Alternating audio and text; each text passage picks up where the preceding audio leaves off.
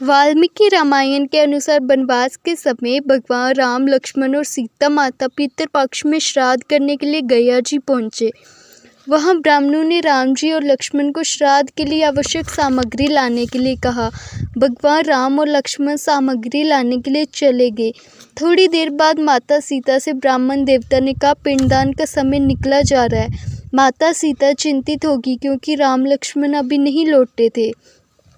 राजा दशरथ की आत्मा पिंडदान मांगने लगी। तब सीता माता दुविधा में पड़ गई कि अब क्या करें। सीता माता ने ये निर्णय किया कि वह स्वयं राजा दशरथ का पिंडदान करेगी। सीता माता ने फल्गु नदी के साथ साथ बट वृक्ष, कौवा, ब्राह्मण, तुलसी व गाय को साक्षी मानकर राजा दशरथ का पिंडदान विधि विधान से किया। इस क्रिया के बाद जैसे ही सीता माता ने हाथ जोड़कर प्रार्थना की तो राजा दशरथ ने पिंडदान स्वीकार कर लिया।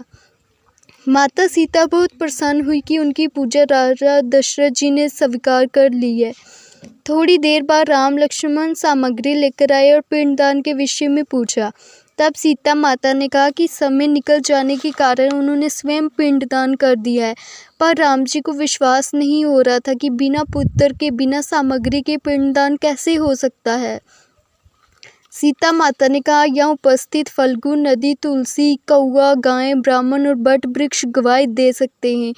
राम जी ने जब सबसे पूछा कि पिंडदान करने की बात सही है या नहीं, तब फल्गु नदी, गाय, कौवा, तुलसी और ब्राह्मण पांचों ने प्रभु राम का क्रोध देकर झूठ बोल दिया कि माता सीता ने पिंडदान नहीं किया है।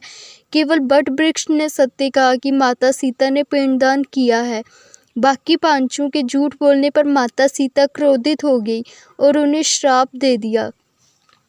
फल्गु नदी को श्राप दिया कि वह सिर्फ नाम की नदी रह जाएगी, उसमें पानी नहीं रहेगा। गाय को श्राप दिया कि गाय पूजनीय होकर भी सबकी जूठन ही खाएगी।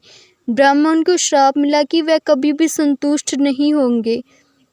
माता सीता ने तुलसी को श्राप दिया कि वह कभी भी गया की मिट्टी में नहीं उगेगी। और कौवे को हमेशा लड़ झगड़ कर खाने का श्राप मिला। जहाँ सब पांचों को श्राप मिला, वहाँ बट वृक्ष को आशीर्वाद मिला कि उसकी आयु बहुत लंबी होगी, वह दूसरों को छाया प्रदान करेगा। आज की ये वीडियो कैसी लगी कमेंट में ज़रूर बताएं। जय श्री राम।